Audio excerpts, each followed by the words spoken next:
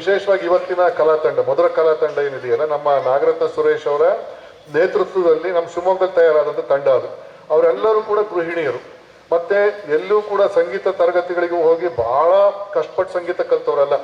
ಆಸಕ್ತಿಯ ಕಾರಣಕ್ಕೋಸ್ಕರವಾಗಿ ಸಂಗೀತದ ಒಲವನ್ನು ಬೆಳೆಸ್ಕೊಂಡಿರ್ತಕ್ಕಂಥ ಗೃಹಿಣಿಯರೆಲ್ಲರೂ ಸೇರ್ಕೊಂಡು ಕಟ್ಟಿರ್ತಕ್ಕಂಥ ತಂಡ ಇದು, ಮೊದಲ ಕಲಾ ತಂಡ ಇದು. ಈ ತಂಡದ ಮೂಲಕವಾಗಿ ಒಂದು 4-5 ವರ್ಷಗಳ ಹಿಂದೆ ಶಿವಮೊಗ್ಗದಲ್ಲಿ ಕುವೆಂಪು ರಂಗಮಂದಿರದಲ್ಲಿ ರಂಗಗೀತೆಗಳ ಗಾಯನ ಮಾಡಿದ್ರು. ಬಿ ಜಯಶ್ರೀ ಅವರು ಬಂದು ಅದರ ಉದ್ಘಾಟನೆಯನ್ನು ಮಾಡಿದ್ರು.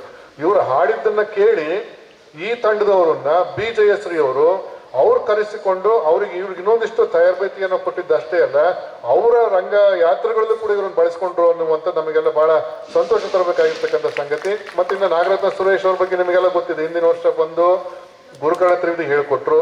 ಮತ್ತೆ ನಮ್ಮ ಗುರುಕರ್ಣ ತ್ರಿವಿಧಿಯನ್ನ ಯೂಟ್ಯೂಬಲ್ಲಿ ಬಿಟ್ಟಿದೀವಲ್ಲ, ಅದನ್ನ ಹಾಡಿರ್ತಕ್ಕಂಥವ್ರು ನಾಗರತ್ನ ಸುರೇಶ್ ಮತ್ತೆ ಅವ್ರ ಮಗಳು ತನ್ಮಯಿ.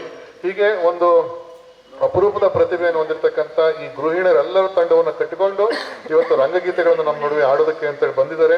ಅವರಿಗೂ ಕೂಡ ಹೃತ್ಪೂರ್ವಕವಾದಂಥ ಶುಭಾಶಯಗಳನ್ನು ಸಲ್ಲಿಸಿ, ವಿಶೇಷವಾಗಿ ಇನ್ನು ನಮ್ಮ ಮಾಡಿಮಣಿ ಸತೀಶ್ ಅವರು ಈ ವರ್ಷದ ಏನು ಈ ಬಸವತತ್ವ ಸಮಾವೇಶದ ಸ್ವಾಗತ ಸಮಿತಿ ಅಧ್ಯಕ್ಷರಾಗಿ ಸಮರ್ಥವಾಗಿ ಎಲ್ಲರ ತಂಡವನ್ನು ಕಟ್ಟಿಕೊಂಡು ಈ ಕಾರ್ಯಕ್ರಮ ರೂಪುರೇಷೆಗಳಿಗೆ ಶ್ರಮಿಸ್ತಾ ಇದ್ದಾರೆ. ಒಟ್ಟಾರೆ ಎಲ್ಲರ ಸಹಕಾರದಿಂದ well begin is half done ಅಂತಾರಲ್ಲ, ಹಂಗೆ ಇವತ್ತು ನೀವು ಸೇರಿದ್ರೆ ನಮಗೆ ಬಹಳ ಸಂತೋಷ ಕೊಟ್ಟು ನಾವು ಅನ್ಕೊಂಡಿದ್ವಿ ಮಧ್ಯಾಹ್ನ 3ರಿಂದ 5 ಗಂಟೆ ತನಕ ಕಲಿಯಕ್ಕೆ ಬಂದು ವಚನಗಳನ್ನ ಒಂದೇ ಮಾತರಮ್ನ ನಾಡಗೀತೆನ ಸಂಜೆ ಬರ್ತಾರೋ ಹೆಂಗೋ ಅಂತ ಅನ್ಕೊಂಡಿದ್ವಿ. ಬಟ್ ಬಹುಪಾಲು ಜನ ನೀವೆಲ್ಲ ಬಂದಿದ್ದು ನೋಡಿ ನಿಮ್ಮ ಒಂದು ಅಭಿರುಚಿ ಬಗ್ಗೆ ನಮಗೆ ತುಂಬಾ ನಂಬಿಕೆ ಬಂತು ಅಂತೇಳಿ ಸಂದರ್ಭದಲ್ಲಿ ತಿಳಿಸಿ, ನಾಳೆ ಇನ್ನೂ ಹೆಚ್ಚಿನ ಸಂಖ್ಯೆಯಲ್ಲಿ ಬನ್ನಿ. ತುಂಬಾ ಅದ್ಭುತವಾಗಿರ್ತಕ್ಕಂಥ ನಾಟಕಗಳವು, ಅಂಬೆ ಆಗಿರ್ಬೋದು, ಮತ್ತೆ ಕಂಸಾಯಣ ಆಗಿರ್ಬೋದು, ಮತ್ತೆ ತುಂಬಾ ಸುಪ್ರಸಿದ್ಧ ಕಲಾ ತಂಡಗಳು ಬಂದು ಅಭಿನಯಿಸ್ತಾ ಇರುವಂತ ನಾಟಕಗಳು. ಯಾವ ಕಾರಣಕ್ಕೂ ಕೂಡ ನೀವು ಅವುಗಳನ್ನ ಮಿಸ್ ಮಾಡ್ಕೊಳಕ್ ಹೋಗ್ಬೇಡ್ರಿ ಅನ್ನುವಂಥ ಒಂದು ಕರೆಯನ್ನು ಈ ಸಂದರ್ಭದಲ್ಲಿ ನೀಡಿ ಈ ಕಾರ್ಯಕ್ರಮದ ಯಶಸ್ಸಿಗೆ ಸಹಕರಿಸ್ತಿರ್ತಕ್ಕಂಥ ಶ್ರಮಿಸ್ತಿರ್ತಕ್ಕಂಥ ಎಲ್ರಿಗೂ ಈ ಸಂದರ್ಭದಲ್ಲಿ ಹೃತ್ಪೂರ್ವಕವಾದಂಥ ಕೃತಜ್ಞತೆಗಳನ್ನು ಸಲ್ಲಿಸಿ ಎಲ್ರಿಗೂ ಶುಭವನ್ನು ಹಾರೈಸಿ ಮಾತುಗಳಿಗೆ ವಿರಾಮ ಕೊಡ್ತೇವೆ. ಶರಣಾರ್ಥಿಗಳು.